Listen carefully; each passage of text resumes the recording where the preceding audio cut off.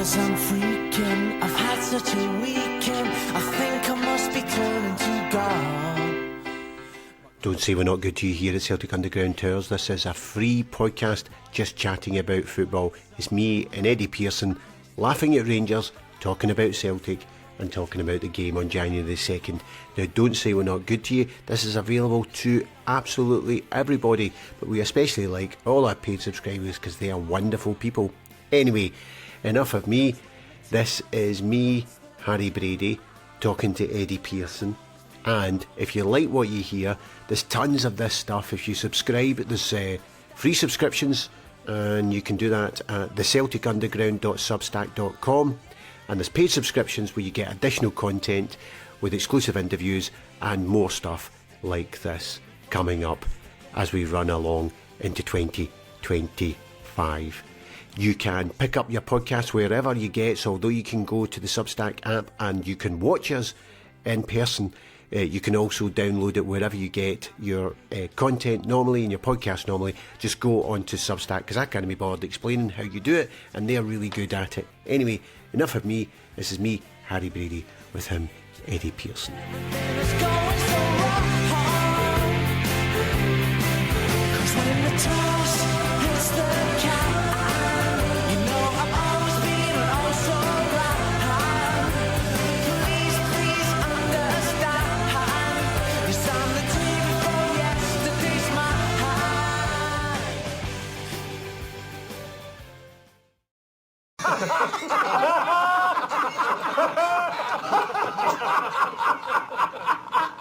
Oh, that is true. I didn't see that coming. An astute observation has led to laughter. We are laughing. And it is continuing and slowing down a little, but there's still a good spirit. Yeah, we got it wrong. It's getting less. There's a little chuckle. And it's done. We're here now. It's the end of 2024 podcast. It's not going to be a podcast review because we've not done any research. You wouldn't expect any different from myself and Eddie Pearson. How are you doing, Eddie? Did you have a good Christmas? I had an excellent Christmas. You had me panicked here for a minute when you said end of 2024. I thought, I've not done any homework for this. I can't even remember. I was going to desperately I can remember who we played yesterday. I can remember who we played yesterday, and probably Sunday, but was it Sunday? Was it Thursday? I can't remember. But other than that, no chance. I'm just going to have to wing this completely, but I'm looking forward to having a chat with you anyway. That's a bit like as I was going up to, I think it was a Motherwell game actually. I'm walking up the road and my dad's not been well, so it was just me going up to meet my brother, my nephew. So walking up, I'm thinking, I don't actually know who we are playing today. I had no idea. I was just, as they say, I just knew there was going to be a show and the Glasgow Celtic would be there. Finest team in Scotland. I think the statistics would prove that as well. Yes. You know, So 19 trophies. Actually, for the 2024 year in review, I am desperately hunting out the WhatsApp message that you sent me. That Brendan Rodgers was obviously, if you listen to Brendan Rodgers' pre-match interview prior to the St Johnstone game, somebody sent that to Brendan because it was very. I'm not wanting to brag, but if you've seen the stats that are going around, we are brilliant. Yes. Not bad for a team that, what do they say? No tempo and can't take their chances or something like that. Yes, that was very good. That was I'm it. sure I've got that somewhere here. A team that passes the ball slowly and can't take their chances. That was his. That was his slight dig at everybody. I'm afraid it's in here somewhere, but it's in amongst so much other Celtic DAS stuff, and you know, like pictures of the players at the darts and the constant stuff about the Pope with all the referees. You know, it's all, we've all been sent it in our WhatsApps, but you know, Well, I'll quickly run through it. Scottish champions Celtic have had an unforgettable last 12 months. One game left, so now no games left. It's the lowest defeats in all competitions in a calendar year in over a century. After 53 games, we've been defeated only twice. Once in the league at Tynecastle when Beaton cheated. That was the one that Brendan was saying that Beaton was incompetent, wasn't it? And the Champions League against Dortmund. Fewest defeats since 1919 when we were undefeated for the whole year but only played 40 games. which is furious, obviously. So, not losing to St Johnstone. First time in over 20 years we've been undefeated in all competitions for a full calendar year, and third time in 100 years. 80% win record, highest percentage in the last 50 years. Undefeated in 5 games against Rangers, 4 wins and a draw. Won all 3 domestic trophies. That includes beating Rangers twice. Most decorated club in Europe by winning 117th, 118th and 119th trophies. Head-to-head, if you combine both the Rangers, we are head-to-head superior to theirs in the Glasgow Derby. 2 clean sheets away from home in the Champions League for the first time since the tournament was rebranded in 1992. 38 Premiership games with 1 defeat, 4 League Cup games, no defeats, 5 Scottish Cup games, no defeats, 6 Champions League games, 1 defeat, and sitting lots of points clear. And I can't be bothered reading the rest. So yes, it's been a good 2024. What a time, you know, we keep talking about this, folk keep saying, you know, we need to say to the youngins, you know, it's not always like this. That's starting to sound, but I've been saying it's not always like this for about 10 years now, in my wage. You know what I mean? And they're like, I don't think I believe you anymore. I think it is always like this. You know, you think about it. See, if the last time our Rangers won the league, say in 2012, right, you would be. Well, remember they won the COVID season that nobody saw. No, but let me finish it. Yeah. You would be 30 now and have never had an opportunity to legally celebrate your team winning the league in a pub. 30 years of age. Because if you turned 18 in 2012, you couldn't date in the COVID season anyway, so it didn't count. And now you've just not had an opportunity to. And in that time, you've had 3 celebrations of trophies, unless you count the success of the petrified Panthers, I think as they're called. You know, and their fantastic success at the second attempt to try and, you know, it's just, what a time to be. We said it before years ago. See, in years to come, this is the type of stuff that when you looked at the league records when in the 90s, and you would look at like the 9 in a row and the European Cup and stuff like that, and then you would even look further back, you'd look at the 6 in a row in the early 1900s, and you think, God, that must have been a great time to be a Celtic supporter. This is the moment. This is the moment to be a Celtic supporter. Does it get much better than this? I was saying similar. So, as I say, my dad wasn't at football, so St Anthony had my seat because he was giving his ticket to somebody else. And we were talking about as the scores were coming through. So he couldn't understand why it was just a bit of a murmur and a laugh when Motherwell scored the first and the second goals. And he's saying to me, why is it not the normally be a huge cheer? And I said, because see, if you're 30 or under, Rangers are just a permanent figure of fun. They're not serious contenders. They are not serious people. So for a large chunk of our support, all you ever do is just laugh at Rangers. You don't need to celebrate. We're winning the league. We're going to win, 2, probably a treble. I think there's a difference between them as a team and dealing with their support. You know, like, yeah, it was good yesterday when the stuff's coming through and you're getting 3-1, and then a bit later you go, what? How's it 3-1 again? Oh, 1 chopped off, and then next night it's 2-2. Come on, I know, you know. But the main thing was, I can't wait to go up the road and switch on Rangers Rabble on YouTube and watch them all absolutely gutted. The actual enjoyment at the moment is secondary now to the social media that goes around it. You know, the days a decade ago of just reveling in the fact that there's a wee guy with a tranny radio listening to it and trying to tell you the fixtures. You know you're going to get back in and go on to follow and go on to Twitter and see them in absolute meltdown.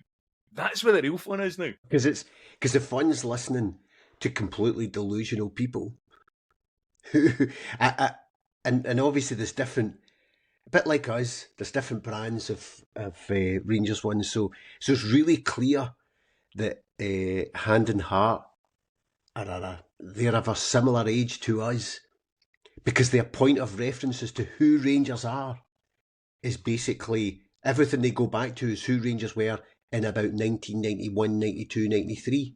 That's who Rangers are to them, and that's always their point of reference. So they're a get up and at 'em.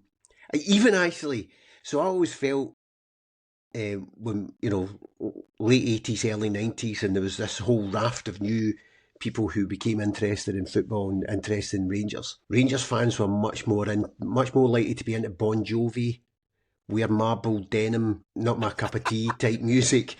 And you can even tell that. See the intro music, because obviously I listen to Hand in the Heart. I'm having to listen to it more. I'm going to have to subscribe to it in a minute because I listen to it so much because I'm losing so much. Even their intro music is very, Rangers stuff. I just show my prejudices about people who like certain type of music. You wear them on your sleeve. I'll give you that. It's to your credit. But there's always been that historical difference between us. We were always. This is the thing that you always argue with me about. We were always instinctively different for them in terms of our culture and our approach. And it might be that people are getting harder and the world's getting tougher, and maybe bits of that are flattening out. But when you get down to it, there are fundamental differences, and it's the way that we will accept when things are going well, or we'll deal with it when they aren't. But see their desire to believe that they are better than they actually are. See that wee spell a fortnight ago where we had drawn at Tannadice, and guys like Keith Jackson were jumping in and going, could have a league title, league challenge on my hands here. And you're like, what? You're supposed to know what you're talking about in terms of football. That willingness to believe is quite admirable in a way, despite all the evidence to the contrary. I think that we do this, we do that. I mean, like Mark Dingwall actually put up and follow. We win the next couple of games, we beat them. The hunt is on. 3 games to go, 9 points at a difference. We're going to that game 14 points ahead of them. They were talking about we could come out of this only 6 points behind, and then it's game on. I mean, you don't need to be good at maths to figure out that's not happening. It's this thing of because they didn't lose to us in the cup, a bit like the 3-3 game at the end of last season, because they didn't lose to us in the cup, obviously until penalties, but in terms of over 90 minutes, and then they win a league game and we draw a league game, that window of the team playing really well is now 2 months. What? Because one game was in November and one game was in December. Is that how it's 2 months? Oh, they're mad for a 3-3. They go mental when a 3-3 comes up. It's the best thing that could possibly happen to them. It's like, yeah, but let's look at it statistically. I mean, we've not spoken properly since the cup final. And realistically, we played for about 15 minutes and we scored 3 goals. And then we stopped playing again. And they managed to sneak back into it. But see, when we just lifted our game ever so slightly, we blew them away. They were clinging on. And they did well at clinging on. But they were just clinging on to their coattails. And when we decided to lift our game, bang, goal. We had to take their left back off and replace him because he was getting such a doing. He was going to cost them the entire trophy. And then the guy they replaced him with cost them the trophy anyway. But that made me feel as if, see, if you're going to take that as evidence that you can compete, then that's fine. You keep thinking that because you're never going to get better if that's what you think, what it takes to compete. And that's their danger. They don't ever look at the facts. They look at what they want the facts to look like. They look at what they want to feel, but they don't ever look at the evidence in front of their eyes or whether they're good enough or not good enough. The only thing I would say is maybe we did the same in the 90s. I don't know. I don't think we did, but maybe we did. No, I don't think we.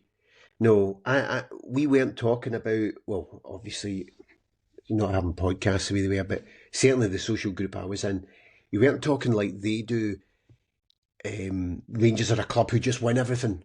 No, you're not. The very not in this century, mate. You're not.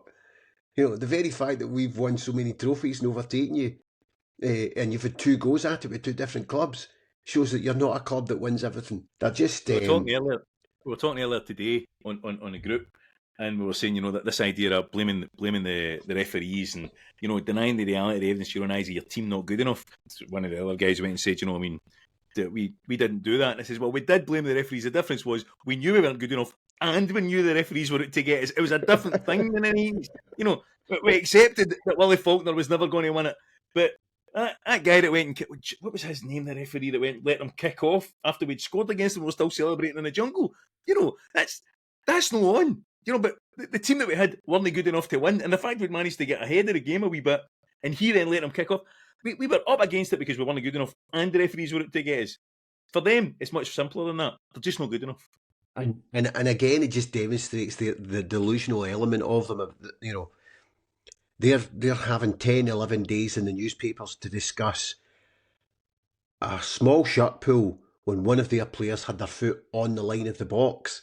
And our comparable of when we were shit is to talk about the fact that there was only 3 Celtic players in the Celtic half when Rangers got to kick off in the game. Because Yeah, but 8 of our what you players need were to- still out celebrating. What you need to remember, though, is that not the VAR, but the assistant VAR who didn't make the decision has a kind of fiendish name. Yeah. So there's your conspiracy, if ever you've saw it. Francis, Connor, sounds like O'Connor, sounds like, sounds like basically it's a plot by the Catholic Church. Absolutely, it's a plot. It all goes back to Bella Houston, 1982, when we were all there, we were all told, young people of Scotland become referees. That's what it was all about, and they've convinced themselves of something.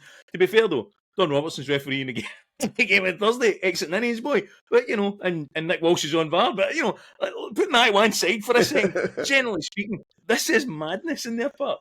That's what we were doing, and then I see that Butland is now turning into a bad guy. Do you know how we everyone's identified low to the left is where Butland lets in stuff. The other thing is they don't appear to have noticed this, because I never hear on any, as I say, I'm increasingly listening to Heart and Hand every time you lose, so it's more and more. You never hear anybody saying another goal low to Butland's left.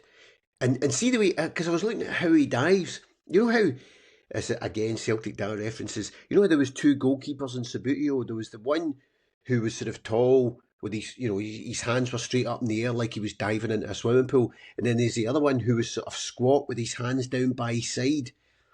The only way I can describe it, the way Butland dives to his left, is like the guy who was squat with his hands down to his side. If you ever watch him, when he dives to his left, he doesn't stick his left hand out. He just sort of falls over. And he doesn't push off with his feet. He just falls over to his left. I mean, even the one that Sports Scene last night, they were saying was a wonder goal by Motherwell. If you look at it, he does that sort of falling over thing with his arms by his side. And then, obviously, Motherwell's first goal. I'm no expert in terms of goalkeeping coaching, but I would suggest the main piece of advice to give a goalkeeper is when you're coming to try and clear the ball at a corner, you don't punch it in towards the goal. You tend to try and punch it away. I mean, I know there's a lot of complexities in terms of modern day coaching and things like that, but I'm still of the opinion that perhaps hitting it away from your own goal is probably a better tactic. I mean, would I be wrong on that? You're the goalkeeper. You tell me. No, I would say punching the ball into the back of your net would be sort of lesson number 1. In fact, you take a kid.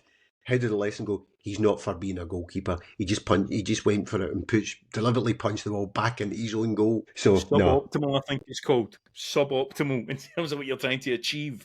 And there's a wee bit of me thought it's a soft free kick, but I can see why it's given. So I'll not lose too much sleep over it. And the other one was offside that they got yesterday, but so I can understand why that was. But this is a guy who has always been bumping around English football in terms of a reserve or a sub, and was never a first team choice regularly. He didn't really make it. And the fact they brought him in for 6 months and he keeps saying, we're a player trading club, so we're going to sell him for 40 million, we're going to sell him for 30 million. They convinced themselves of these things. They deny the evidence of their own eyes to create narratives when they think things are going well. And that's the thing that's hardest for them. I mean, the thing about Butland, he did that. He's obviously a reasonable goalkeeper, right? But he did that thing that a reasonable player would do. He goes to a new club, gets it, and gets told you're the number 1, so he's a new lease of life. And at the start, he's playing well because he's feeling really self-confident. But as the term you always use, he's reverted to the mean. He's reverted to the standard of what he is. And that is chucking goals in. And he's obviously supported by the quality he's got in front of him. Those 2 centre halves, proper. See, when they said they were signing a guy that was a captain of a team in Holland, I foolishly thought, that guy must have something. He's a donkey. He's an absolute donkey. Sterling, who they said couldn't play right back because he couldn't play a couple of games in the trot, has been playing at centre half for the last 3. He doesn't look like a player either. All of a sudden, Raskin's their new hope again. He's their old new hope, and he's now their new hope. He's back in. They just don't seem to have anything. They're left back. That boy, signing a Brazilian for Malta, he's going to go for millions. Why is he playing in Malta? Has anybody asked that question? Or was it Cyprus? I always get those 2 mixed up. I think it was Cyprus. Anyway, it could be Ibiza. But you get my general point. They're just no go to it at all. So the fact that they don't have that quality, I just feel as if that with that around them, we must be going into the game on Thursday with a view to we can do some real damage here. And I don't just mean scoring goals. I mean real damage to the institution of that club if we get a result on Thursday. I mean, we were talking about it at half time, and I was joking, saying, imagine they lose to Motherwell today, and then they beat us on the second. Not in terms of anything impactful on us, but it would almost be the end. It'd be the worst of all worlds for them. You know, at least when we lost 4-0 to St Mirren under Mowbray, the plaster was pulled off quickly, and he just had to go. If they were to beat us, they can't sack him after beating us, so they then have to limp along for another couple of games, and everybody will know that this is a guy who's losing his job at some point. I mean, I don't think he will beat us, but he's a lame duck manager. You know, I'll be honest with you. See, if you offered me a draw just now and we stayed 14 points clear of them, I'd take it. Yeah. Do you know what I mean? Because I want to beat them. Obviously, we always want to beat them, but these games, there's always an unpredictable element to these games. You know, the fact that 3-3 game last season, where Matondo steps up towards the end and Yang just doesn't track him properly and he hits a ball in and they get a fluky goal out it, you know, and they get a draw that they didn't deserve. These things can happen in games. So if you're offering me a draw, I'd probably take it just now and then just let them go back to going to Easter Road the game after and dropping points there. But if we do play to our abilities and they play to their abilities, we'll probably put about 3 or 4 past them based on the way they're playing just now. You know, because we are vast and we kind of owe them it. Because the cup final wasn't good. Do you know what I mean? From our point of view. I was delighted we won the trophy. I'm not arguing any of that. But I don't think we did ourselves justice. I don't think we gave a good account of ourselves during that game. And I would like to see us actually play to our capabilities the way we did yesterday. Because I thought we were terrific yesterday. You know, I thought right for the word go. And also, I thought we were very good on St Stephen's Day as well. I felt as if there was a lot of criticism of the first half. And I didn't think it was really merited. I thought we played really, really well. And yeah, we needed the penalty to break down the Motherwell defence, but we did it, and then we started knocking about lovely. So if we play to that level, we should do them a lot of damage.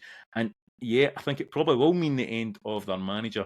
But given he's on $2.5 million a year, I'm not sure that they'd be able to get short of him too easily and bring in the next one. I think they might go for a sort of short term somebody to get him to the end of the season. Because why would you come into this mess just now and take over? Because that's not worked for them the last 3 or 4 times.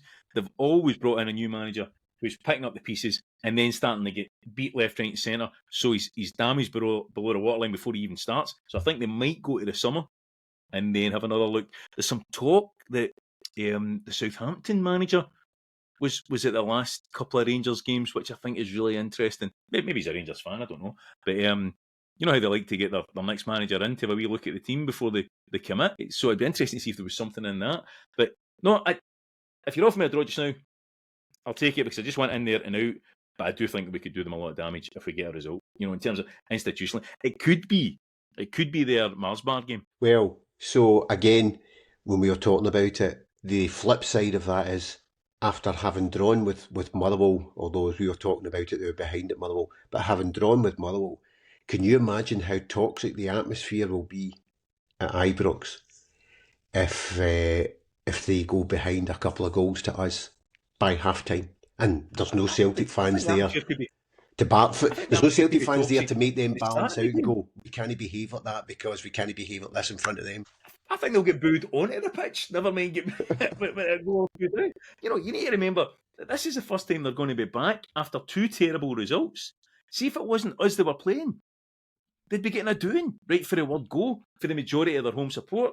Because, you know, the result against St Mirren and the result yesterday in Motherwell merits them getting a hard time. But the fact that they're up against us might save them initially. But it's all going to be simmering under the surface and they're not going to be able to hide it. What I thought was dead interesting was I was listening to the phone in and stuff like that on the way home, and this guy's actually talking about no turning up to a Celtic Rangers game.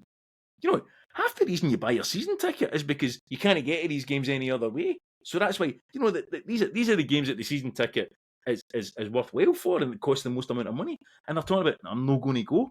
I'm amazed to hear them talk like that. I'm delighted, but I'm absolutely amazed to hear them say, I don't want to go at all because I know what's going to happen. You know, they're more convinced that they're going to lose than I am. And I'm fairly confident that we can get a result, but they're absolutely terrified of this game. You rarely hear them feel that bad. I never felt like that in the 90s at all. I didn't look forward to some of the games. But I always had a sense of, man, this could be our day. Yeah. Do you know what I mean? I never thought I'd want to go to that. But then I used to think in the 90s the thing that saved Celtic was having a support who believed who had this faith in something that every logic told you couldn't exist, but they still believed in it, and that's what kept the Celtic fans going in the 90s. It was their faith, the upbringing of it was Catholic schools instilling into people the possibility of something existing that all logic told you couldn't. Hope is what it instilled in us. On us, you mentioned the Motherwell game. I thought we were. I mean, the first thing, after about 10 minutes, I said, this is so much better than the Dundee United game. We're playing with so much pace. Like you, I thought we played really well first half. I was surprised that Rodgers went and said he wanted them to go into the second half and up the tempo and things, because I thought we started really, really well. I really enjoyed that game. I enjoyed that first half as much as I enjoyed there were more goals in the second half. But I thought we pinged it about a bit. I thought nobody got anywhere near McGregor. I was quite taken aback at how much space and time McGregor had in that game. And I don't know whether it was Tony Watt that was supposed to be picking him up, but surely we all know what Tony Watt can and can't do, and it's certainly no man mark Callum McGregor for that position. But I really liked the way we were playing. I liked the way we were moving things. I'd love to see Yang make it, but the only thing that I didn't think worked was I don't think Yang contributed effectively. I don't think he contributed effectively yesterday. We were able to carry him, but longer term, that was the only real flaw, I thought, in either of those two performances. And it's more of a criticism, perhaps, than I want to make, so I don't want to be too critical because things are going so well just now. But if you're asking me where do things need to get better, another player instead of Yang as a reserve winger is I think we've given him a run. It doesn't look like it's going to work. There's something in there. There's a degree of talent in there, but I don't think we're going to see it. No, in fact, I was watching him yesterday as we record this in the St Johnstone game. I was thinking, you're not going to make it as a Celtic player, but I just want you to have just a couple of games where you contribute something tangible to the game. You've had an assist, a good assist that leads directly to a goal, or you've got in the end of something yourself, and it's just, he's trying hard. Interestingly, I think people are less critical of him than they are of Palmer when Palmer gets a game. I don't know whether it's people believe Palmer's got more in him and he's just making the wrong choices and that's bugging them more than Yang, who looks like he's trying and he's just not good enough. I don't know. What are your thoughts? I think there is a sense that we know he's trying and we know he's young and we can see his limitations. I think there's a frustration with Palmer, and I think there's an expectation that Palmer was going to provide a wee bit more to us and was a bit more gallus and carried himself like a superstar winger, whereas Yang doesn't carry himself like a superstar winger, and we're a bit more forgiving of that on that basis. Maybe that's an irrational approach, and maybe Palmer's a lovely human being as well, and just as a pure soul, and Yang's a nasty, twisted so-and-so off the pitch. But it doesn't feel like that, it doesn't feel like that in the game. You feel as if there's a young guy who's trying and it's just not working for him, and there's a guy who's got something and just isn't trying hard enough. And Celtic be forgiven of somebody that's trying more than somebody they think has got it that just doesn't put any effort in. And I think that's maybe the difference. But exactly what you've said. I mean, it's not the huddle breakdown, so we don't have all the stats to hand. But I can't think of a regular contribution that Yang has made to our attack in terms of assists or goals. I was desperate for him to try and get something yesterday, and just as you say, just to contribute and be part of it. I just can't think of anything that he's done significantly.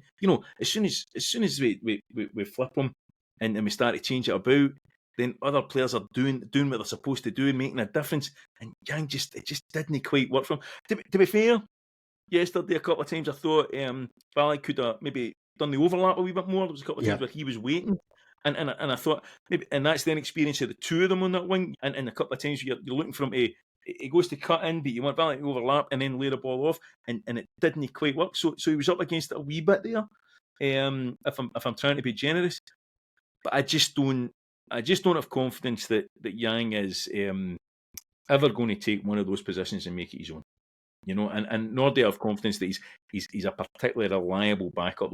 Let's see, Ralston's not taking Alistair Johnston's place in the team. But if Ralston's named in the team at right back, I'm more okay with that than Yang being named as a winger. Does that make sense? It does, although, I mean, to be fair again to Brendan playing him, I suppose the argument would be Kuhn's first choice right winger, Forrest's second choice right winger, Maeda's first choice left winger, Forrest's second choice left winger. So when Yang plays, he's the third choice, would I suppose would be an argument. It's not a criticism for playing him. You know what I mean? When I looked at the team yesterday, I was like, right, I can see the logic in this. Look, let's hope he does something here. And I think he tried. And he put playing. You know, sometimes you watch him play and you think, it's just not working for you at all. Yeah. It's just I think he was certainly putting the effort in. You know, and I was quite happy with that. But he's not. I just feel as if we've tried. I think we know that this isn't going to work. You know that the writing's on the wall here, and it's just a question of do we pull the trigger now, or do we pull the trigger on him in the summer and move on to somebody else? But we know we're going to change him sooner or later. I think that's the reality in my head. That I know it's over for him, and he's never really going to make it. Do you know? Again, I always find with players like that. Also, you know, he's trying his best and he's trying hard. Unlucky stuff also happens for them. You know, somebody plays a pass for him, and it just takes a small deflection so that it just doesn't get to him in time, or you know, he plays what would be a good pass, but the player he's playing it to has checked out of the run because he thought he wasn't going to play the pass. You know, just those minor things that you think you just need one of these things to work for you, and it's just not happening. I know, but the more they practice, the luckier they become. I think is the phrase. You know, good players, the luck goes with them. You know, and then even the ones who have limitations, and you look at Maida, as soon as he comes on the pitch, he's scoring and he's running about a lunatic and he's creating something. You know, and he's skying the ball, he's overhitting his passes, but he has an impact. Yep. You know, and he's had a hell of an impact so far this season. And yes, he has limitations, but he does so much in a game that he can accommodate all these mistakes and all these overhit passes and underhit passes, and it's just not coming off him because he's got so many involvements in the match that something's going to work for him. And Yang just didn't have that. So sounds like we're getting bogged down in negatives of that game because there was so much to be pleased with. I've not got a problem with him getting a game. I wouldn't obviously when he start him Thursday. I'd maybe look at depending on how things shape up, whether we because we've got a lot of games over the next couple of weeks. Letting him have another start against Dundee or something like that in terms of the midweek games. But I don't think he looks like he's going to make it. You know, I don't think we're being negative. I think what we're saying is we'd love him to succeed, and he's patently trying his hardest, but it's just not working. I was very impressed with Bernardo and Engels yesterday. Yeah, I thought the two of them. I thought Bernardo had a good game in the St Stephen's Day, but faded. And I thought they made the right decision to take him off in the second half. But I thought the two of them looked terrific. Absolutely terrific yesterday. I thought Engels, after the Motherwell game, had his best game for Celtic. And again, shows you the difference putting penalties in the back of the net. So last season when we were going through that difficult period when we were struggling, we had a couple of games where I'm sure it was 0-0 or maybe only 1-0 to Celtic. And we got a penalty and missed it. And it actually puts a downer on the team. So you're already not playing well. Then you miss a penalty and you're on a downer. And I thought Motherwell game showed the benefit of having a guy in the team who puts the penalty in the back of the net because and not to bum up the podcasts. But what was interesting is the Gaia Jordet podcast that I did. He was talking about player dependent and goalkeeper dependent and goalkeeper independent penalty styles, and how. The ones who look at the goalkeeper to the very last second is a goalkeeper dependent. So you're looking for a movement of the goalkeeper. And that's what Engels looks like he's had. But in his book, he expands more in his book. He talks about how, but you need to start swapping it over. So Lewandowski had a goalkeeper dependent strategy, but he's dropped into it the occasional goalkeeper independent, i.e. laces through the ball style. And Harry Kane's done the other way round. He used to be a laces through the ball, and he mainly is now, but he's dropped in the odd goalkeeper dependent one. So the goalkeeper, and the thing I noticed was that against all his penalties to date have been goalkeeper dependent. He's watched the goalkeeper and he's hit it roughly to the same side. And against Motherwell, he didn't. He put his laces through it and hit it to the opposite side. But it just shows you the difference if you've got a reliable penalty taker. the difference it can make to the team. Far be it for me to give you any credit at all if I can avoid it. But that podcast that you did with that fella about the penalties, it was dead interesting, and I was watching specifically the Motherwell one when they went to take it, and you could see what that guy had been talking about, exactly what you've just said there in terms of the approach. And Christ, Henry Larsson didn't take great penalties. No. That was his weakness, and so to have somebody that can do that reliably and have the confidence to do it regularly, it's invaluable, because to get that breakthrough, as you say, on the 45th, 46th minute of a game, when a team is defending and just trying to force you and slowing the game down. I mean, I am amazed at how much time wasting we have seen since Ange Ball. I mean, I used to get a wee bit of it, but it's now a clear tactic of teams who think, I just need to get to half time, and then we just need to get the final 10 minutes, and then we'll maybe play a wee bit. If we can just hang on into this game. And so when we get a penalty, as you say, we've got to take it, because we've got to change the mentality of the opposition. If we can score without doing that, like we did yesterday, fantastic. But we can't afford to avoid letting gift horses in the mouth, And of course, in relation to penalties and VAR, which has been the hot topic, the papers were all over the fact that Maeda didn't get a penalty when he got kicked in the head, and he didn't get a penalty when he gets shoved with two hands in the back against Motherwell. I mean, that was all over the press. Non-stop.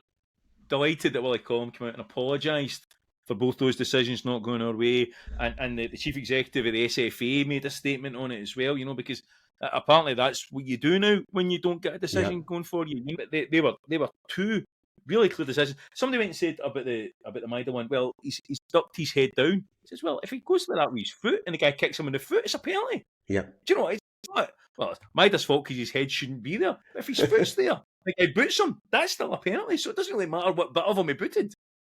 I did think that the penalty we got was in the Motherwell game was probably the softest of the three. But he does come across him and make contact with him, and if it's a centre half that's doing that, then it's a penalty. So the fact it was a goalkeeper did it didn't really cause me any concern. But I thought that the way we were moving the ball about, I actually was of the opinion that they see that team that started the Motherwell game. I was wondering if that was looking like it might be the team that started at Ibrox with, a more robust midfield of McGregor, Engels, and Bernardo, and Ida up front and going for, let's just go to Ibrox and then just get out of there. If we get a draw, we'll take it. If we can get a wee break in the final 10 minutes, then we'll go for that. But as the game progressed, and again yesterday, Hatate in the last two games has looked like a different player, or looked like the player that we believed he was maybe a season ago. All of a sudden, Hatate in the last two games has been pinging the ball forward, playing really ambitious, really exciting forward passes. The first goal yesterday, what a pass that was! That was an absolute belter. Everything he was doing was coming off. He's such an enigma that you're now thinking, I don't know if we can afford to start Hatate, but in the Motherwell game, I was convinced that's the midfield three we should start with. It's amazing that a player can come on to a game a week before, who wants away, a week before the transfer window opens. It's just it's just amazing. Oh, you terribly cynical man. Is this where we start saying we might only have one Japanese player by the end of this transfer window? Are we coming out with that? Well, we'll get on to transfers gossip, and I know that's what you write about, but I thought we could do that at the end, because I was going to ask you another question. You mentioned about the midfield yesterday, Engels and Bernardo and Hatate playing so well. Do you think it might have been also that thing of, how sometimes in a group where you've got one person who's a natural leader, that people are a bit almost subservient to the leadership qualities of that person, and you take them out, and it frees people up to be the person that they could be. Maybe I'm looking into it too much, but I'm just wondering if by taking McGregor out, actually Bernardo, Engels, and Hatate stepped up and became the players that they can I never be. considered that.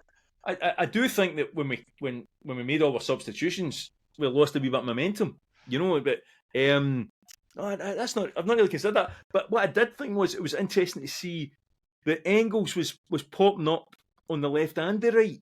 Yep. In a way that perhaps he'd been playing very much in those wee sort of triangles wide and the wide aspects of the right hand side of the pitch, and Hatate was playing, and he was sort of there was it felt as if maybe just by chance that he was sort of popping up and on the the left hand side, getting out of the penalty box, on the right hand side, getting out of the penalty box, and seemed to have a wee bit more freedom, just to go box to box, and maybe there was something different in the maybe rather than have McGregor sitting and two players playing in front of him and an 8 and a 10, then perhaps we had Bernardo and Engels sitting a wee bit more even and Hatate playing forward.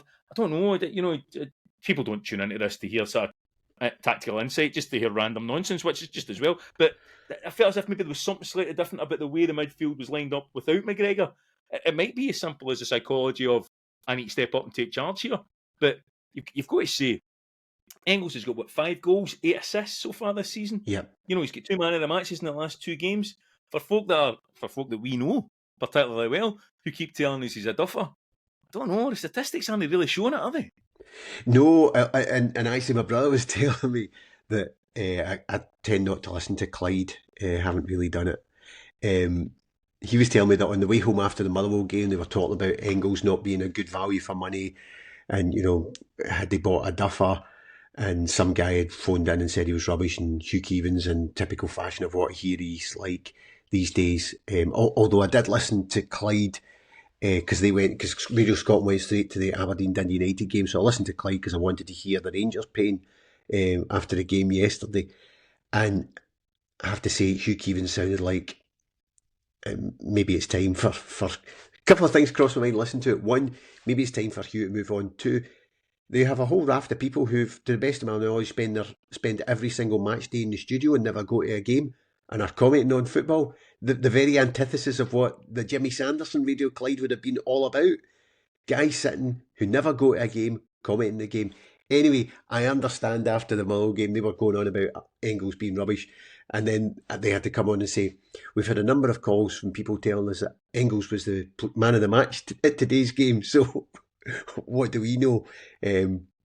But yeah, I thought he maybe just needed that break of not being the regular first team star and the pressure of being a £10 million Celtic's most expensive player. Maybe just needed that as well. And I think that we had a go at the Rangers about this earlier, so maybe we just need to wait and see, and no judge players too quickly. He's in a good wee bit of form just now, and he's had 2 good games, so let's enjoy them. It's not going to be for the fact you're bringing a guy in at 20, 21 years of age to a foreign country to start being asked to perform at a really high level. The most expensive player we've signed, the demands on him will be huge, and he's replacing the guy that left for 30 million.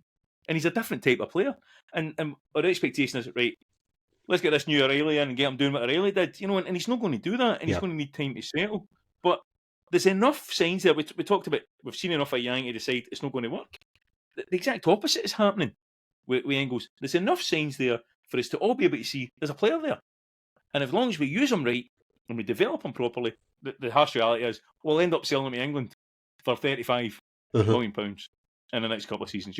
I mean, he'll get a regular run in the Belgium team. He'll become a big name. He'll be a very influential figure for us, and we'll need to bring a next one through. And that's the way it goes. But while he's here, it's clear that he's got something. He's definitely got something. And I think Ronaldo might be the same. I wonder against the St Johnstone game, it looked to me like he was trying to get goals from open play, because his goals have been penalties, I think. If all his goals been penalties, has he scored anything from open play? Can't think. But I wonder if he was trying harder to get involved in goal incidents from open play.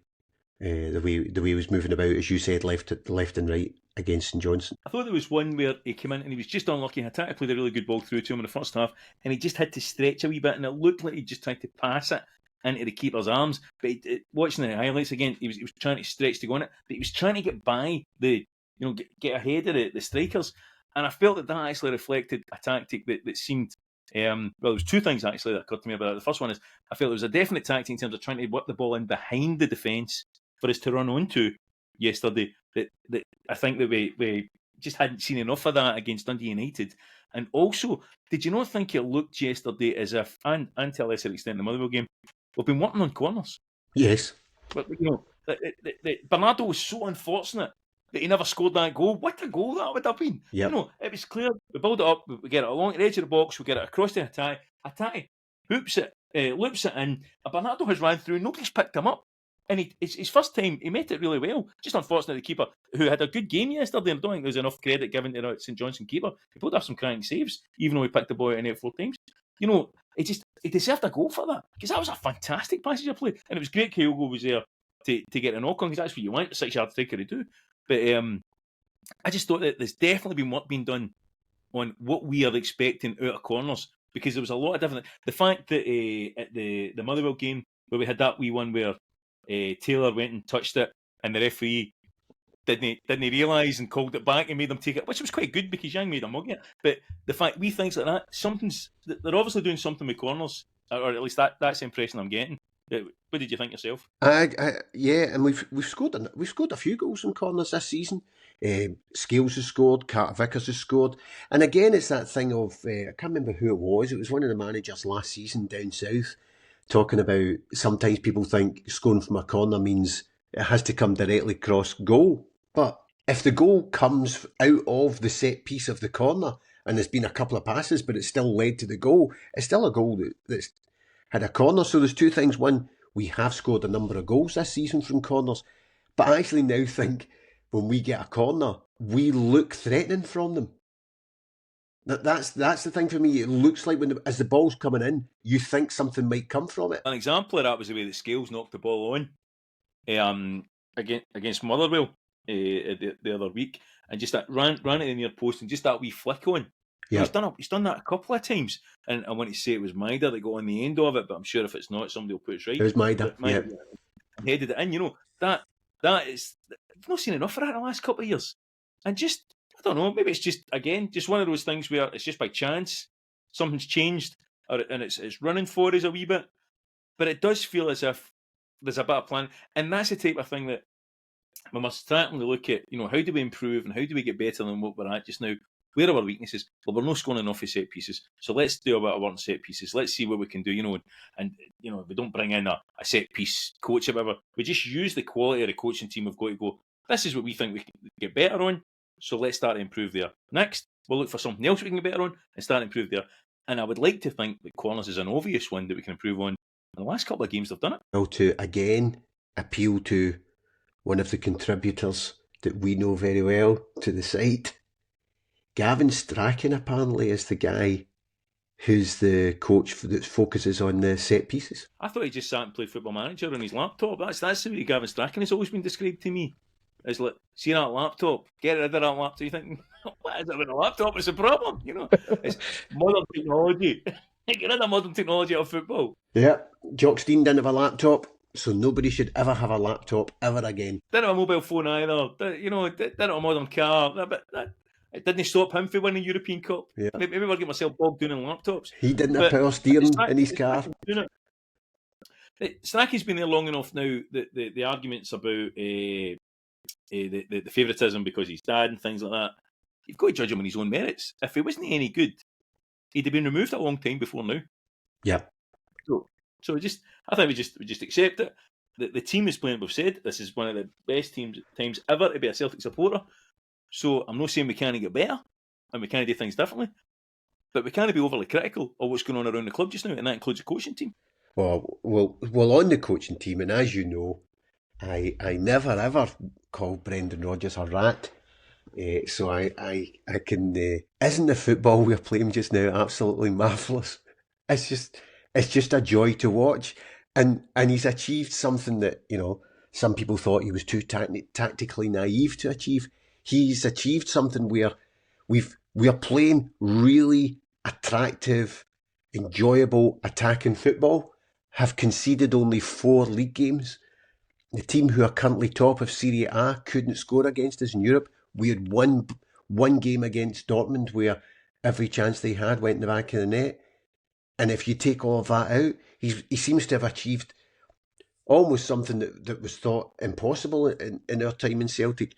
A strong defence and an attractive attacking team. It always seemed to be that you needed to do both, but he's managed to achieve it. So you need to do one or the other, but he's managed to achieve both. He's an elite level manager. We've said it many a time. Standard, his levels are far above anything we've had before. We loved Ange, but he's above Ange.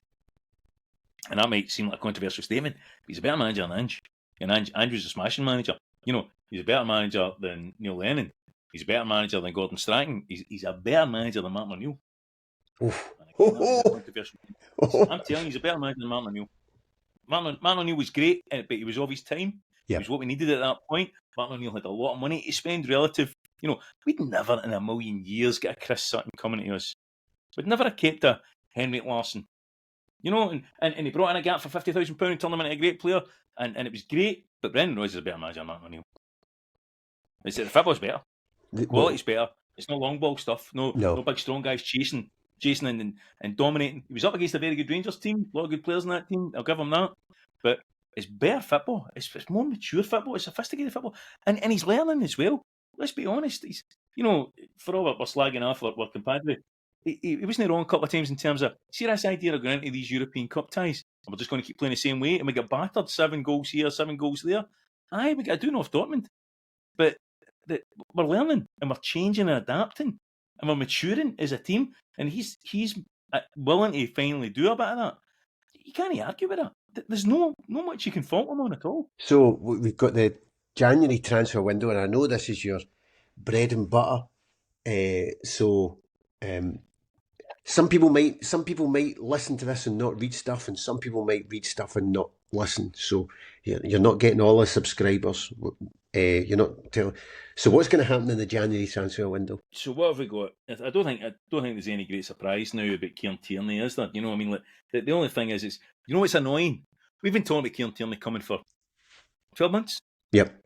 Kind of fact, maybe. All right, let's be generous and say 6 months. The fact that we brought Valley in on loan means that we had a permanent left back lined up. Yes, this is really obvious. Yeah, does he come? Does he come in time for the game on Thursday, or is it over the course of that month, or do we not get him until the summer, or do we do a pre-contract with him and then we have a bit of horse trading with Arsenal about trying to get him in early and get him off their wage bill? I think there's still a few unknowns there, and if there'll be no one inside the club, but they're not known to us at the moment. What do you think?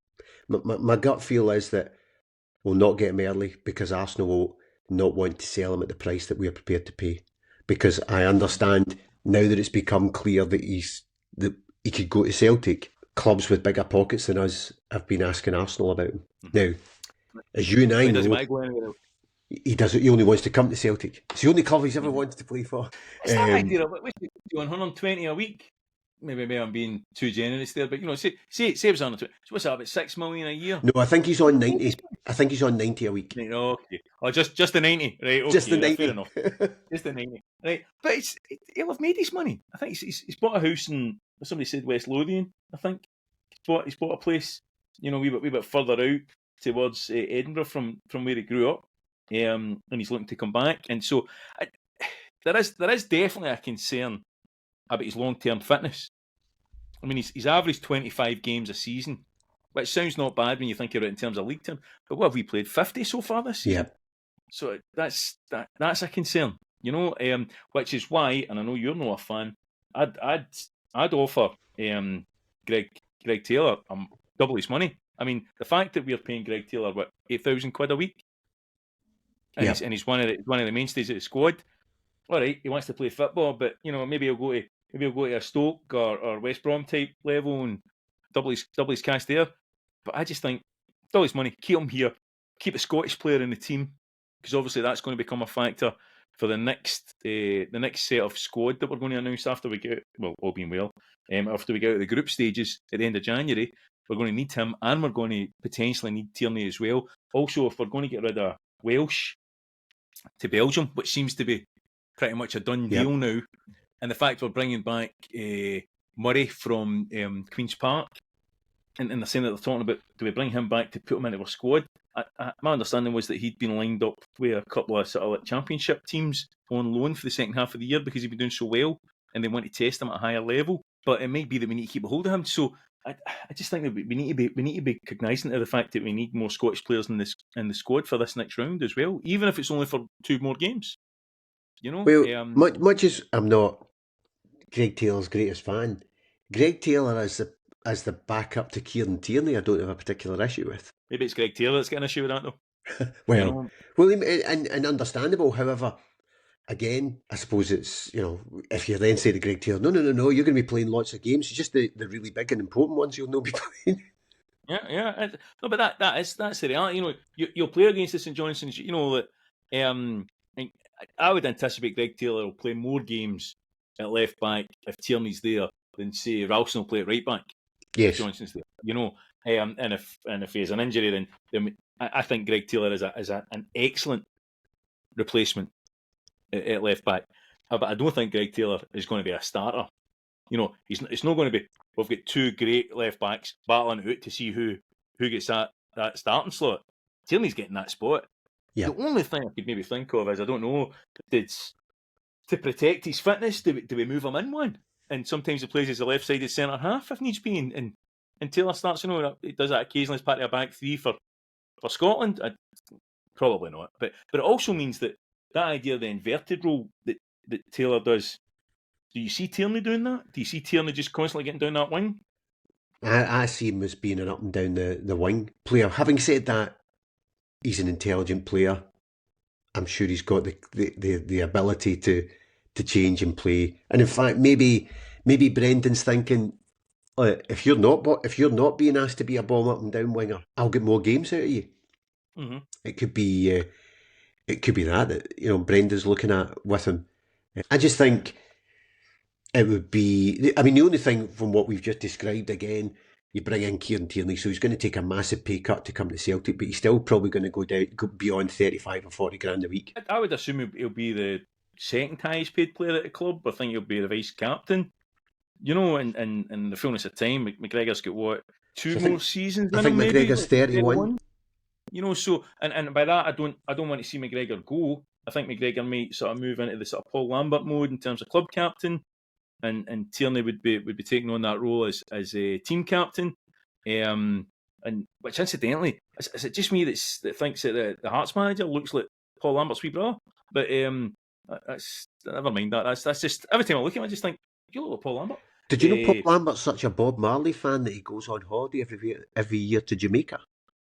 Yeah, and I was going to mention it in my article on Friday, but you've ruined that bit now. So I told you some people can't listen and read at the same time. At the same time. Yeah, I'll come up with some other lie instead. Right. No, stick it in. Stick it in. Half the people are not going to listen to this and read that. Ahead of Tierney, the left wing. I think that the talk is pretty strong that we're bringing in a winger. Yeah. And it seems as if there's been a lot of talk about. There was a couple of French guys we looked at.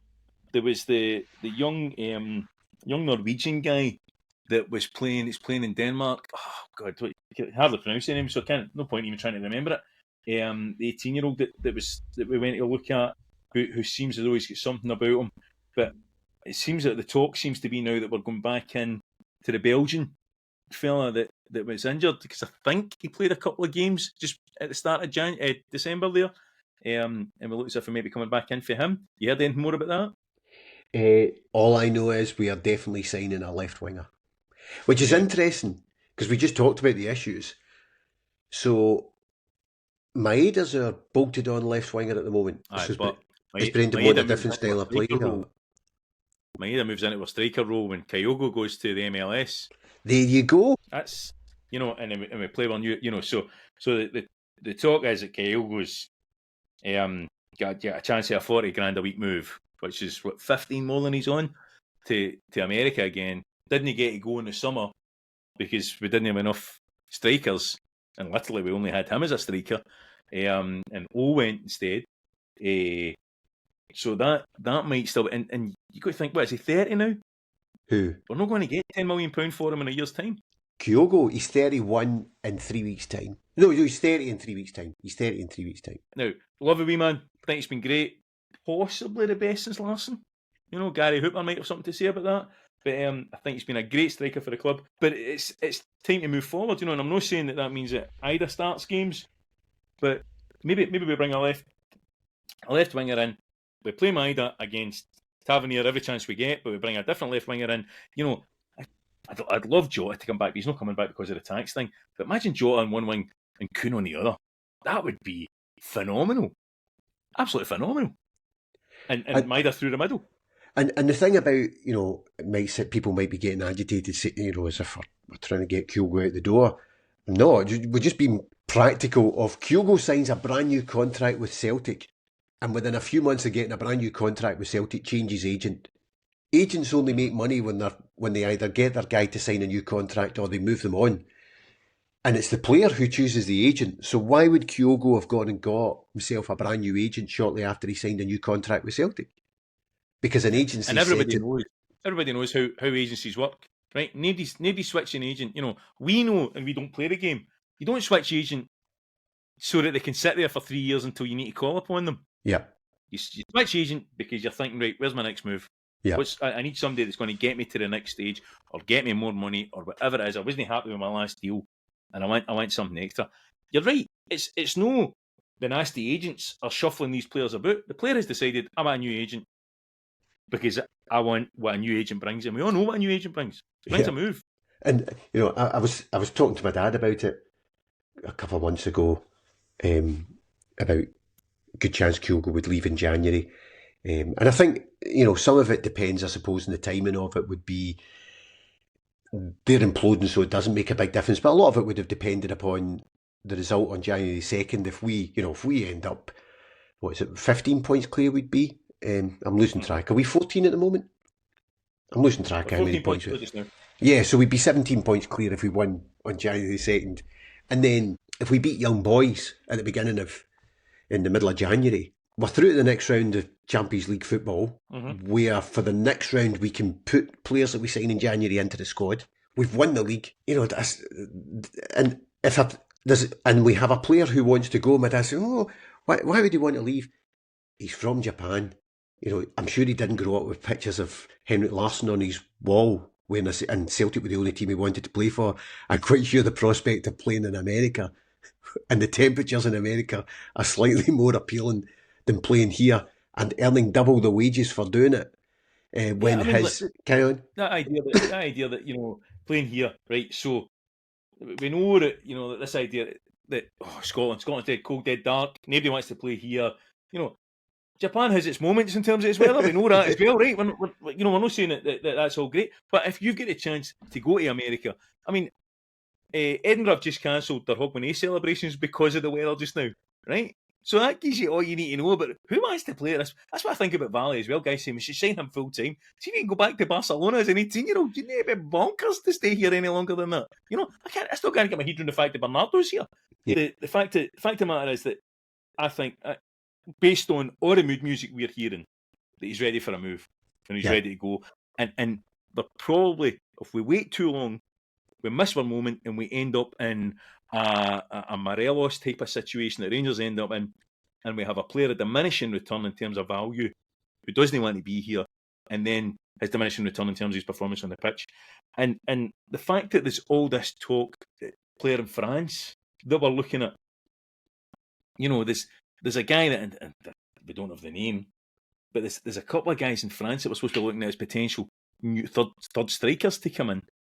It just feels as if the talk of him going, the talk of new strikers coming in, the talk of Rodgers saying he's always looking to add goals to his team. Yeah, he's making a big statement there. I'm looking to add goals to my team. It kind of ties up with the talk of this new striker coming in. It ties up with the talk of Kyogo going. John Kenny coming back.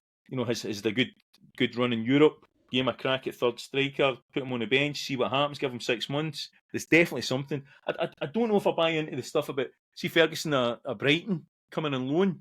Don't know if I buy into that, but I'm willing to be proved wrong on it, but I do think that it's more likely to be this talk of this French 20-year-old. And again, it's that thing of, we know at some point in the next 2 years, we're going to have to replace Kyogo. Mm-hmm. So you sell him for 10, and you get 10 million and you can go out and buy a 10 to 12 million pound 21-year-old who's maybe not quite as good, but close to being as good now, who, if you have him for 2-3 years, will be better than Kyogo in 18 months' time. Or better than Kyogo would be in 18 months' time. This guy would be. It's a bit of a no-brainer. The other players that we're looking at, actually, that occurs to me that also fit into that is there's a big bit of interest in Danish league for some reason that we're looking at. There's the Daniel Svensson who's a defender as well, but also can play on in the left side of midfield, and a young guy, Sindre Egley or something. I can't pronounce it right. I'm sure there was interest in him. There was talk of him. I think it's a few clubs been looking at him. But these were the guys that were getting spoken about maybe a couple of months ago. You know, that we were on lists to go and be checked out, and it'd be interesting to see, you know, where we're looking, because I also think, and I don't think it'll happen in this transfer window, but I do think we need a 10. I don't think we've replaced O'Reilly, you know, and I don't think Lennon Miller's the answer to that, because, well, all right, he was playing against Celtic when we watched him. He was playing against Rangers yesterday. I just don't see the player that the papers talk about when I see him play. You know, maybe he can't influence games because it's hard to influence a game against Celtic, but they've made him captain at his club, so he must have something. It might be that he could potentially be that 10, you know, and do it sort of Rogic. O'Reilly might not be the fastest, but creative.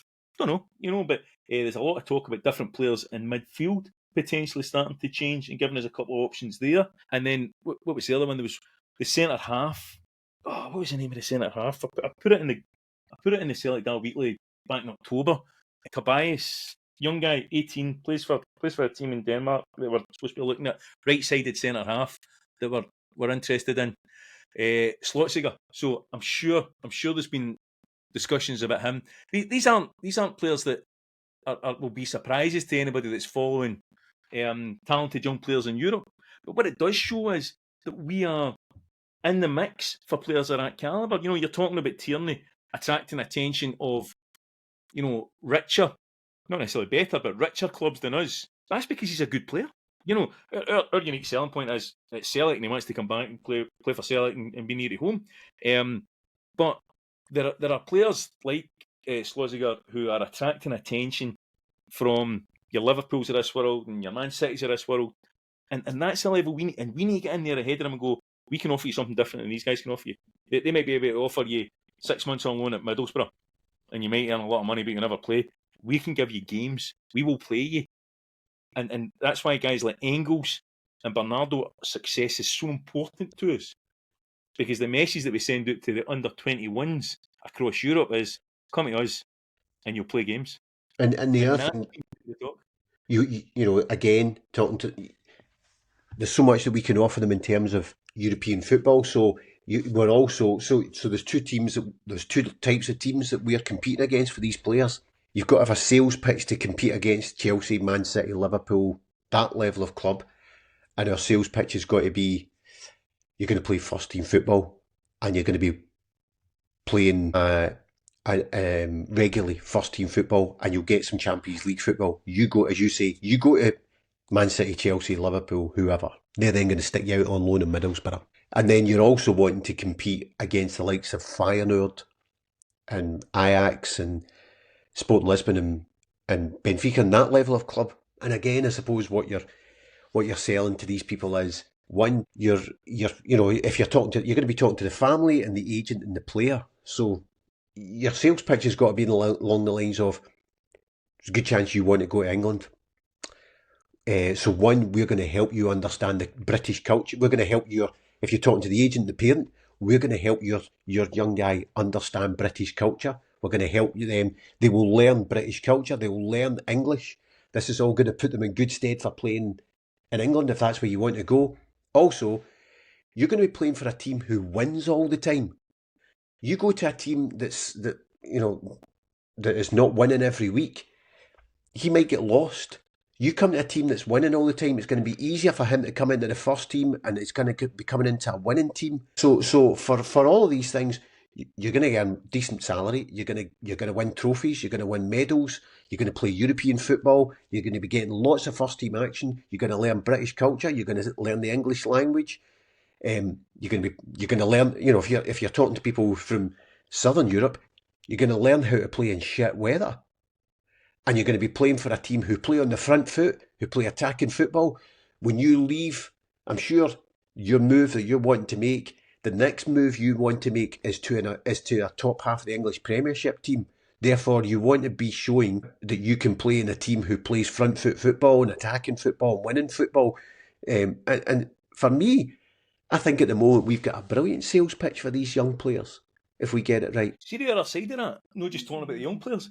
You see, if you look at Schmeichel as well, see the old warhorses who have done the rounds in English football and perhaps have not really had the recognition that they're due in terms of trophies and medals. And alright, these guys will no think that winning the Scottish Cup is the same as winning the English FA Cup. I accept that.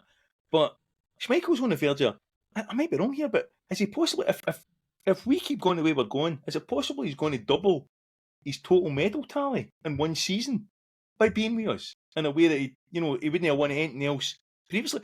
We were looking at him yesterday, and my only concern with Schmeichel was that see if this is the final couple of seasons of his career, does he see it as an opportunity to be part of something great, or is he a bit bored because he's in a phased retirement yesterday because he didn't have any pressure at all on him? Do you think that that's something we could look at, particularly for that goalkeeping position? Let's start to look at, right, who's playing particularly well in England as a goalkeeper that's coming towards the final couple of years of their career, could come up and do 2 years for us or whatever. You look at Craig Gordon, who's 42, and is still doing it. Now, I know Remy doesn't rate him and stuff, but you don't need to be an absolute top-class keeper to have a chance of playing in European football with us, to have a chance of winning things with us. You just need to be able to make the important saves at the times we need you to make them. But we could also do something there. Yes, and but the principle of that culture of a player who's learned the best habits. I always liked that Ajax seemed to have a system. Don't know if they've sort of moved away from it, but they often they seem to have a system where they had players. Kieran Tierney would be the example of it. They come through their youth system, so they know the culture of Ajax, and then they leave at 22, 21, 22, 23, and go play for one of the wealthy in one of the top 5 leagues, and then come back at about 29, 30, 31 to the Ajax team.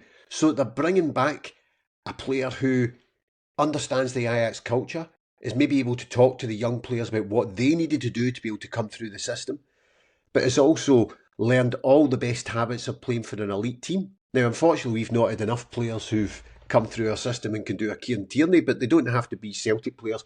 If you can just get that 1 or 2 elite player who comes in, who's learned at the highest level. So you're right, the Joe Hart before him, Kasper Schmeichel now. I said in the last podcast I did with Andrew Smith, I think the big thing for Kasper Schmeichel will be the conversation with the Danish national team for the next squad that they pick. I think they will have a conversation with him about, does he still want to be around for the World Cup? And if he does, I think he'll sign a year's extension. My nephew was in Copenhagen before Christmas for a couple of days with his girlfriend, and the security guy, I think the Celtic jersey on when he was coming back through security, and the guy says, Celtic fan on it, and he went, Matt O'Reilly, you need Matt O'Reilly back. And he went, we'll not get him back. And he says, and you need a better goalkeeper. And he looked at him like, well, get Schmeichel. And he went, no, you need a better goalkeeper than Schmeichel. And he just thought, that's interesting. I just assumed that the Danish nation would be like, Schmeichel's a great goalkeeper, but I thought that's odd. So maybe it's not quite as cut and dry. I don't know who's the second string or the guy that's coming up at his back that could take it from him. But it might not be as straightforward as he keeps playing, he keeps getting selected. I'd like to think it would be, but it might not be. But the other thing that, my perception, the fact that we go and sign Finnish international goalkeeper at 22 at the same time, I mean, make a big deal of the fact it cost £1 million at the same time that we signed Kasper Schmeichel. It really just looked to me like the job of Kasper Schmeichel is to bring him in. But you would have thought as part of that, like, yesterday would have been the prime game for him to play against St Johnstone. Aye, but then there's also a sense that I think we're just before Ibrox and we don't want to make the anything silly. All right, we played a couple of second string midfielders stuff like that. We don't want to do anything silly because we've seen how other teams that perhaps listen to their sports scientists make terrible mistakes in their first team. But I would have liked to have seen us perhaps if we had drawn against a much lesser light in terms of the Scottish Cup, perhaps bring him in, and I say that thinking, see the amount of times when you're on a home ticket scheme and we get drawn against, I don't know, Dukla Pumferson or somebody like that, and it's at home, you think, Christ, £20 to go and see this, right? But the Kilmarnock game will be a good game, but it isn't a great game for giving him a run in the cup. Maybe next season we'll start to make him our cup keeper. Because that's the thing that makes me think that Schmeichel might be staying longer, is that we've not tried him. That was what I was going to say, because all the talk seems to be that Schmeichel's is going to get an extension, at least 1, if not 2 year extension. Because the talk was that they were sorting that out, and they're also sorting out the new contract for Rodgers. And I don't know whether that has come from another source or whether it's come from our Celtic Dial Weekly, because that came from people we know, and we put that through. But it's starting to appear elsewhere now, and it's a lot of talk about 3 year contract. I'm not quite sure if it's exactly a 3 year contract. I think it'll be a rolling 1 year contract extension. That was kind of more my thinking, that T's have been crossed and I's dotted, and it'll just be, we're just going to roll it on, and it's a 1 year extension. But folk are saying 3 years. I don't know if I buy that, but certainly I think we're going to have him for longer. And I think if he commits, then I don't see why Schmeichel wouldn't commit for longer. Yeah. I mean, I think the obvious thing is, if Brendan doesn't get an extension of his contract by this summer, all the summer chat will be, there's only a year left in Brendan's contract. I mean, that will just overwhelm the club in terms of noise in the media, because that'll be something for them to talk about. And that's the reason why I'm not sure about a 3 year extension, because all you're doing is kicking the can down the road by a couple of years on when everybody's going to talk about, is this it or not? And that's why I think it's more likely to be it's a rolling 1 year. Although we did those before, and the press never got their head around the principle of a rolling 1 year contract. But that's by the by. Any other gossip that you're aware of positions, players coming in or out? So what did we talk about? We talked about striker, we talked about winger, we talked about centre half, talked about left back. I think that's us for now. Hatate, as you say, has hit a bit of form and is looking to move on, but I still don't see why we would let him go in this transfer window, maybe in the summer, and I don't think he'll go for big money. No player under the age of 28, sorry, there's only ever been one player under the age of 28 who signed for a team in a Big Five league for £10 million or more, who's never previously played in a Big Five league. But then, or who's never previously played in a Big Five league, because I was going to say Robert Kuhn, because there's talk of Brentford going to come in for Kuhn in the summer. I think they'll get knocked back the same way they knocked back O'Reilly. Wished to move last Christmas, that Kuhn could potentially go to England renting up to 30 million. And I was going to say, he's a bit old to go for that sort of money, but he has played in the German league before. Yeah, he has played in the top 5 league before. The one guy who signed, I think, was a Croatian or something. West Ham signed him for 10.01 million. So he just ticked over the 10 million level. But they don't. Actually, it's 25. It's at the age of 25 and upwards. And I think it's just that principle of, why is that the last thing on the shelf? There must be a reason why. I think they just look at it and go, there must be a reason why nobody's previously signed this guy. He's now 25, because the average age that they're signing players is about 23. So he's 2 years beyond that average age as to why they don't. But as you say, Kuhn has played in a Big Five league, so might be able to do it. But the 30 million, that's the benefit of winning in Europe. You have a crap time in Europe and you sell players for 20, 25. You suddenly do what we've done, or likely to do, and you finish in the mid-teens in the new league setup of the Champions League, and we play the next round, and yet a player that you would have done for 20, 22, you get 30, 32, and that's how we'll get the money for Kuhn. Not that I'm desperately wanting to sign, I'm just talking in the practical world, if that's the way that clubs at our level have to operate, and you just accept that that's what you're going to do.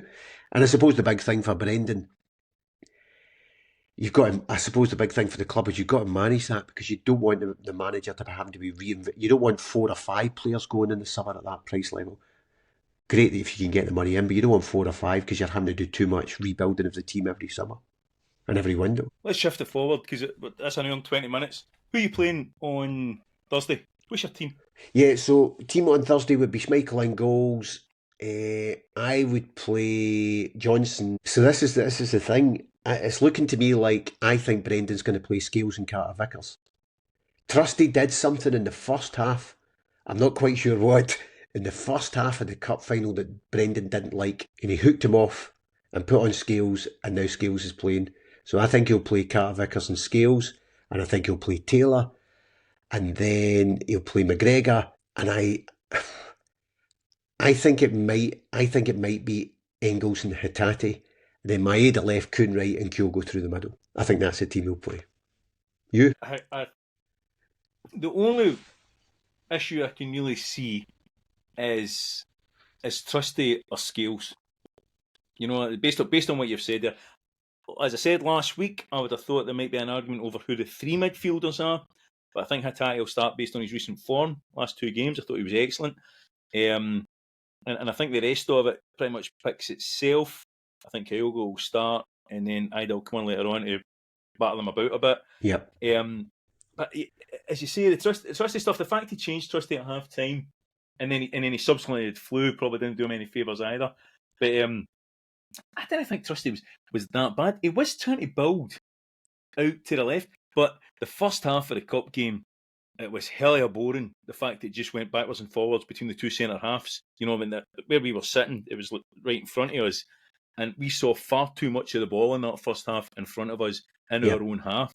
And he said he wanted to go forward, but it's a gamble with Scales, though, isn't it? Teams like Scales to be on the ball because he's got a propensity to do something stupid with it, like the penalty risk. Yeah. That obviously wasn't a penalty because it was more outside than inside. No, just more outside. It's more outside. You know, beating it's more outside. But there is definitely a risk of using them that way. And I'm just hesitant. Again, I think I'll go back to it. I would take a draw right now if you offer me it, and I think I've got a better chance of getting a draw by playing Trusty. But I think we might have a better chance of getting a win by playing Scales. I also, because I agree, I think Scales' problem is when he gets the ball for more than about 2-3 seconds, which doesn't sound a lot, but actually in a game of football it is. He sort of doesn't know what to do with it and just hits it sometimes. And the other thing interesting from my listening to Heart and Hand twice in the last week, to laugh at them, they keep talking about, they were making the point, I mean, I don't necessarily agree with it, but they thought that Proper coped with Kyogo in the cup final, but against all the other Scottish clubs he doesn't cope because he just can't cope with a physical centre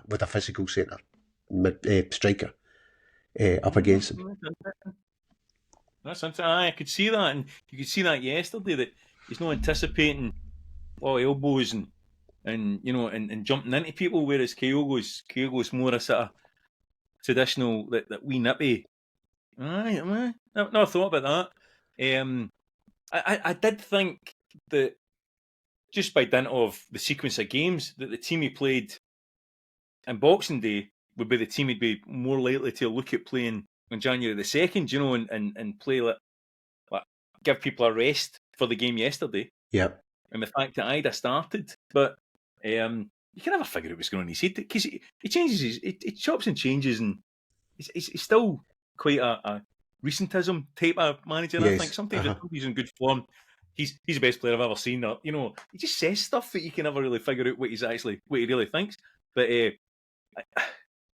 Kyogo is a better striker than Ida, and Kyogo's got a really good record against them in general. Yeah, that's who you've got to go with, really, isn't it? You know, but I do like the idea, as I say, of playing a more secure team to just tire them out a wee bit, and then start to bring on Hatate later on and bring Kyogo on a bit later on. Once they're tired and you can just run away from them. You know, definitely something in Engels, Bernardo, McGregor to start us off, Trusty to start us off, Ida up front just to hold the ball up, battle them about a wee bit, and once they're struggling a wee bit, then bring on the nippier guys to just run right through them. That's maybe I'm looking at trying to score goals in the last 10 minutes. Maybe we should score goals in the first 10 minutes and really demoralise them so the fans are right in their back right for get the booze. Giving them hope for 80 minutes. You know, maybe that's a problem. Just get stuck right into them, because if we do beat them, I genuinely could see somebody coming onto the pitch. Yeah, absolutely. You know, remember the guy that walked. Some people don't talk about it. The guy coming onto the pitch to try to have a go at Brown. Yep. That's it. You know, somehow that's just no discussed anymore. You know, whereas the guy that came on to have a go at Ali Maxwell, in the Marsmard game, stuff, just that frustration, that rage, 3-0 down in 15 minutes. You know, it just chaos. I could see something like that happening. Well, if they were 3-0 down in 15 minutes, I'd be whacking on to beat for a 7. For us to beat 7 against them. I think they would just fall apart. I just think that we always thought. My dad always used to say that when we drove to the games in the 90s. He said, "You never know, son. This might be your 7-1, maybe a 7." You know, and we got close to it with Dr. Joe with a 5-1. You know, and a 6-2. But I just think that you know what the biggest problem is. See if we put 3 by them in the first half, we'll get at half time and we'll maybe score 1 in the second. See if we put 5 by them in the first half, we'll maybe score 1 in the second. We'll not do the same again. If we were to put 5 past them in the first half, we would just pass the ball about for the whole of the second half. I'd just be happy to just get out there and stuff, you know. But no, I do think we'll win, but I will take a draw if you're offering it right now. All right, which okay. might seem a bit limp, but I think that's just we're 14 points clear. How much do you want? Do you know what I mean? As I was saying before the game on Sunday, they're away to Motherwell, and then they play us at home, and then they're away to Hibs, who are currently, they've won 4 games in a row or something. And we were just saying, they can't keep losing every week. I mean, that's just too much to ask that they'll lose every week. So since we think they'll lose against us, they'll beat Motherwell today. Well, they nearly lost, so. Anyway, with that, Eddie, I will say thanks very much. Hope everybody's a good new year. Cheers.